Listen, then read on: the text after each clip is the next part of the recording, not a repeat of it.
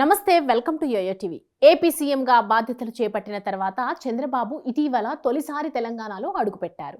NTR trust భవన్లో Telangana Telugu Desam party నేతలతో సమావేశమయ్యారు. రాష్ట్ర నలుమూలల నుంచి భారీ సంఖ్యలో తెలుగుదేశం కార్యకర్తలు ఈ సమావేశంలో పాల్గొన్నారు. ఈ క్రమంలో తెలంగాణలో తెలుగుదేశం పార్టీ బలోపేతంపై దృష్టి పెడతానని, మంచి రోజులు రాబోతున్నాయని చంద్రబాబు వ్యాఖ్యానించడం తెలంగాణ రాజకీయాల్లో సంచలనంగా మారింది. తెలంగాణలో చంద్రబాబు అడుగు పెడుతున్నారంటే బీఆర్ఎస్ నేతల్లో ఆందోళన ఉంటుంది. ఎందుకంటే తెలంగాణలో తెలుగుదేశం బలోపేతమైతే బీఆర్ఎస్ పార్టీకి ఆదరణ తగ్గుతుందని ఆ పార్టీ నేతల భయం. ఈ భావనతోనే చంద్రబాబు తెలంగాణ రాజకీయాలపై ఎప్పుడు ప్రస్తావించినా బీఆర్ఎస్ నేతలు ప్రెస్ మీట్లు పెట్టి చంద్రబాబు వస్తున్నారు.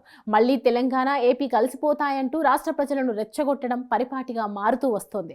చంద్రబాబును తెలంగాణకు శత్రువుగా చూపించడంలో బీఆర్ఎస్ అప్పట్లో సఫలమైంది. 2014-2018 అసెంబ్లీ ఎన్నికల్లో చంద్రబాబు నాయుడును తెలంగాణ ద్రోహిగా ముద్రవేసి కేసీఆర్ అధికారంలోకి వచ్చారు. ఎన్నికలు వచ్చినప్పుడల్లా చంద్రబాబు ప్రస్తావనను తెరపైకి తెచ్చే బీఆర్ఎస్ పార్టీకి 2023 ఎన్నికల్లో చంద్రబాబు ఆ అవకాశాన్ని ఇవ్వలేదు. ఆ అసెంబ్లీ ఎన్నికల్లో తెలుగుదేశం పోటీ నుంచి తప్పుకుంది. దీంతో బీఆర్ఎస్ ఓడిపోయి కాంగ్రెస్ పార్టీ అధికారంలోకి వచ్చింది.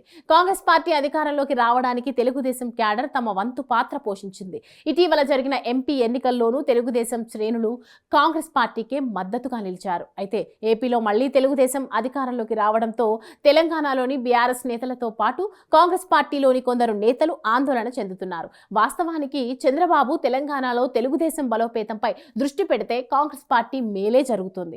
ఎందుకంటే రాష్ట్రంలో తెలుగుదేశం ఎంతగా బలోపేతమైతే అంతగా బీఆర్ఎస్ ఓటు బ్యాంకుకు గండిపడుతుంది. తద్వారా కాంగ్రెస్ పార్టీ మరింత బలపడుతుంది. కానీ కాంగ్రెస్ లోని కొందరు నేతలు చంద్రబాబు తెలంగాణ రాజకీయాలపై దృష్టి పెట్టడాన్ని వ్యతిరేకిస్తూ తెలంగాణకు మళ్లీ అన్యాయం జరుగుతుందన్నట్లు మాట్లాడారు. కాంగ్రెస్ నాయకురాలు విజయశాంతి ఓ అడుగు ముందుకేసి తిరిగి తెలంగాణ వాదులు, ఉద్యమకారులు పోరాట ప్రస్థానానికి కదలడం నిశ్చయమైన భవిష్యత్తు వాస్తవం అంటూ పేర్కొనడం కాంగ్రెస్ శ్రేణుల సైతం ఆశ్చర్యానికి గురిచేస్తోంది. తెలంగాణలో రాజకీయాలు చేయడానికి చంద్రబాబుకు హక్కు లేదన్నట్లుగా కొందరు కాంగ్రెస్ నేతలు మాట్లాడటం పట్ల తెలుగుదేశం నాయకులు ఆగ్రహాన్ని వ్యక్తం చేస్తున్నారు. మీరు అన్నట్లు చంద్రబాబు తెలంగాణ వ్యతిరేకి అయితే 2018 ఎన్నికల్లో కాంగ్రెస్ పార్టీ, తెలుగుదేశం ఎందుకు కలిసి పోటీ చేశాయి? 2023 ఎన్నికల్లో తెలుగుదేశం కార్యకర్తలు కాంగ్రెస్ పార్టీకి మద్దతు ఇవ్వటం నిజం కాదా అని ప్రశ్నిస్తున్నారు. పలువురు కాంగ్రెస్ నాయకులు తెలుగుదేశం జెండా పట్టుకొని ర్యాలీలలో పాల్గొనడం వాస్తవం కాదా అని ప్రశ్నిస్తున్నారు. బీజేపీ డైరెక్షన్లో చంద్రబాబు, పవన్ పనిచేస్తున్నారని, తెలంగాణలో తెలుగుదేశం బలపడితే వచ్చే ఎన్నికల్లో 3 పార్టీలు కలిసి పోటీ చేస్తాయని, తద్వారా కాంగ్రెస్ పార్టీకి ఇబ్బందికర పరిస్థితి ఏర్పడుతుందన్న వాదనను కొందరు కాంగ్రెస్ నేతలు తెరపైకి తీసుకువస్తున్నారు. వాస్తవానికి తెలంగాణలో బీజేపీ, జనసేన, తెలుగుదేశం కలిసి పోటీ చేస్తే బీఆర్ఎస్ పార్టీ ఉనికే లేకుండా ప్రమాదంలో పడుతుంది.